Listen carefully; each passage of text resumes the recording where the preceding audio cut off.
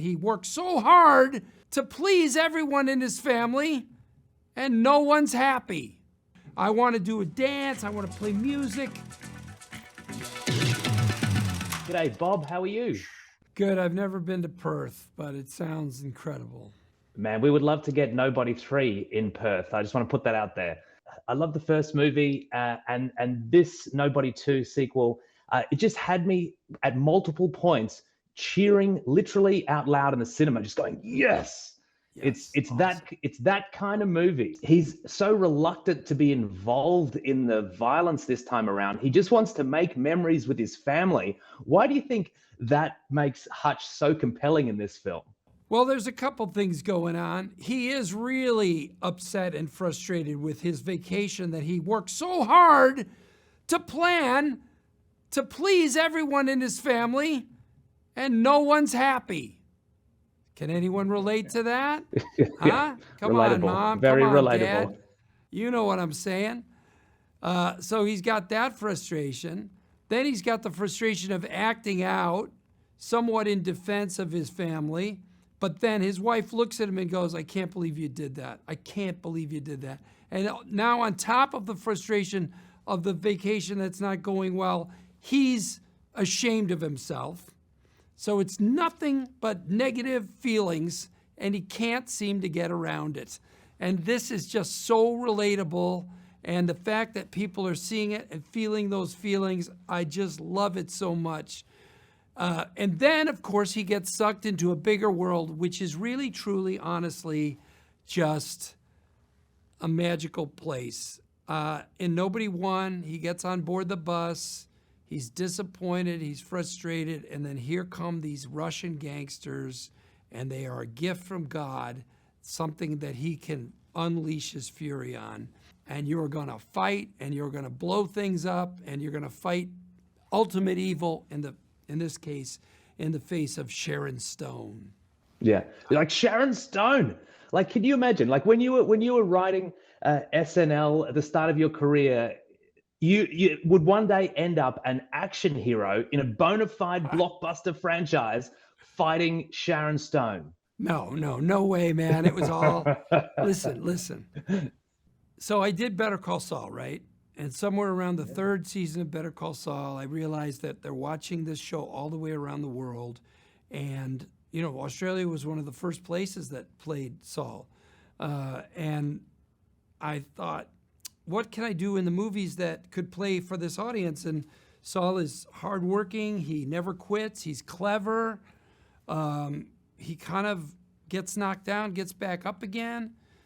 That's an action hero, except he's not fighting. So I'm willing to train to fight. I've enjoyed the training a lot. So it's sort of this weird, squiggly journey over into action. Yeah, you mentioned the duck boat scene. As soon as I saw the duck boat and I saw Hutch walk onto the boat, I was like, oh, this is the bus 2.0. Let's go. Yeah, but then I also add in, and this is a spoiler alert, remember when the two tourists get on board the boat? Yeah. So that's, to me, that's what makes it a Jackie Chan type moment, right? Because those people are oblivious to this fight that's taking place right next to them. And that comic dimension is something that I think is new for the Nobody 2 franchise from Nobody 1. And it makes me very happy because I love Jackie Chan films. Yeah, like I think that's a great reference point for Nobody. When you're trying to figure out where Hutch fits in the sort of firmament of action heroes, he's like, I think that's a great place to park him. Yeah, I think he's more Jackie Chan than John Wick, but I would say the degree to which he's a bloody, bludgeoning fighter is just the journey of film from that time when Jackie was making a lot of films to now. People play video games now. They do a lot of things that are simulated violence and fighting. And so you have to amp that stuff up. Yeah, like I think it's a good point to make. Like Hutch is a brawler. He fights, his emotion comes through, the pain that he's feeling comes through. It's not always technical, it's not precise. But I think it adds so much more emotion to those sequences, makes them more interesting. You mentioned the fight preparation. Obviously, there's a ton of choreography in these films, and so much needs to be done before the cameras start rolling. Can you give me an idea of what that preparation looks like for you? Well, so I go to the stunt gym twice a week when I'm not making the movie. And then when we start getting closer, about 3 or 4 months out, I go every day. And we start talking about the fights. I'm a big part of writing the stories of these films. So I already know where the fights are, most of them. And I know what I want the tone of the fight to be. I get to be very participatory in this with Derek Kolstad, who wrote the films. And a lot of times we invent fun stuff when we're training. When we're doing the training, I go, what if we do this? What if we do that? We try things and we talk about what the set might look like, what things I could grab. Or, Hutch hits his head on things, which is very Jackie Chan. The difference is when Jackie does it, he goes, he looks you in the eye. He looks in the camera and goes, what? We don't do that because it's a little broadly comic, and I don't think I could get away with it, frankly. But we work up those little aspects of the film, and the tone of each fight has to be different from the last one. Yeah, and I think that's one of the great things about the John Wick franchise. Like the fights are this beautiful individual plot points in themselves. It's not just a moment of action for a moment of action. It's not. Yeah, it's not just more fighting. It's like, what is this fight? What is the heart of this fight? What is the tone of it? And so we do a lot of thinking about that, a lot of work on it in the preparation journey to making the Nobody films. Yeah. And then there's 13 fight scenes in Nobody 2, apparently. What sort of physical toll does that take on you by the end of the production? It's hard, but it's good for you to exercise that much, but it is a lot. You tend to exercise, essentially it's like doing 2 workout sessions a day. And that's fine for a couple days, but when you get into a couple weeks of it, it starts to really wear you down. I don't usually get hurt. We do a lot of stretching and preparation. I do oftentimes get bloody hands because you swing your arms a lot and you'll hit your hand on something. That's the sort of most injury I've gotten from these films. I think fans would look at these movies and go, Bob, you could just keep making these. You make Nobody 10, Nobody 13. We'd love to see it. But is it a bit like, are you a bit like a sort of a veteran NFL player where it gets to the point where you go, oh, the thought of doing all of the prep and the action is like sort of contemplating a preseason, and you might get to a point where you just go, oh, it's too much? No, in fact, sort of the opposite. I can't imagine ever in my life reverting to not exercising on a daily basis.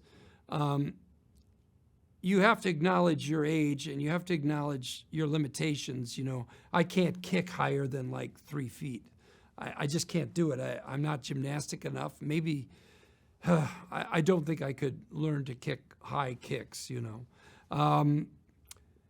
But there's a lot of room to work, and part of doing this job is being clever and using your brain to come up with a fun fight. And so I don't see why I have to stop ever, and why it's only good for me to do it, as long as you're doing it safely with a great team, which we are. Yeah, like one of the best teams, I think, the guys that you were working with, the 87 North crew. They're amazing. And so we mentioned Sharon Stone before. Tell me about working with her, because every great action film needs a baddie, and Sharon Stone is the baddest of baddies. Yeah, she is. I mean, the fun of this movie, one of the things I love about the first one is you take a guy who very much feels like a real guy in his relationship with his wife and everything at his house, taking the garbage out. But at the end of the movie, he's in a James Bond movie. And that means that villain, that ultimate villain, has to be grandiose and operatic. And So we had a female villain, Lendina, and I thought of Sharon because I had met her at an awards show, the Golden Globes, actually. And she seemed very nice, and she was complimentary to me. And I wrote her a note, and I said, would you be willing to be a very big, broad character? Because I don't want you to come in and say, hey, can we give it, subtlety and kind of like, can I play it more grounded? No, not grounded. Big, broad, Goldfinger level. I want big. Because the fun for the audience is they get to feel attached to Hutch and Becca, and then they get to go into a James Bond world. So she was up for that and delivered, as you can see. Oh yeah, she leaned into it, like the dance sequence, and then sort of walking in her. with the. By the way, that's all her. I want to do a dance. I want to play music. Yeah, we. Can you think of what character that's related to? Oh. Come on. What's the movie with the French movie, the Professional? The Professional. Yeah. Gary Oldman. Yeah, Gary Oldman's character. Absolutely. Remember Gary Oldman dancing down the hallway? Yeah. Yeah, I love that. I'm telling you, I said to Sharon, Gary Oldman's character in The Professional, watch that and think about it. Yeah. Oh, Psycho. I'm going to go back and watch that. We talked about Hutch and how he's, sort of a reluctant hero who's kind of drawn into this violent world time and time again. How does the title into it, or does he? Well, in this case, well, I think that's the really interesting thing about this character, right? It's like how reluctant is he really, and how much is he kind of sort of satiating his own demons? I mean, so look, in Nobody 2, and I don't think this is a spoiler because it's in the trailer, one of the goals in the first part of the film, there's all these indignities that are very common, the kinds of things that everyone suffers through in their daily life, and certainly when you go on a vacation. You get the wrong hotel room. The water park is closed when you get there. You drove for 5 hours in the heat. You're just worn down. And they go to the arcade. It feels almost like they've achieved some degree of happiness. There's a little altercation. You try to walk away from it. And it was a very big deal to me that the security guy in the arcade who bops the girl on the head, I said, make it as small as you can. It's just a little thing. It's not that big a deal. She's not really hurt. It knocks her hat a little. So Hutch in real life maybe would yell, maybe would push, but it wouldn't go to the level he takes it to. Because he comes back in that arcade and he punches that guy, and then he takes all the other security guys out. They didn't do anything. With a skill test, a claw. That was one of those moments. As soon as that Carney sort of smacks Hutch's daughter, I was just like, oh no. Well, and that's the beauty of Nobody 2. Yeah, every dad can feel it. Yeah. Amazing. Bob, it's been an absolute pleasure to talk to you. My partner is the biggest fan of Better Call Saul, so she was so thrilled as well. Nobody 2 is amazing, and I really hope we see Hutch again in the future. You take care. Thank you very much. Thanks. And cut.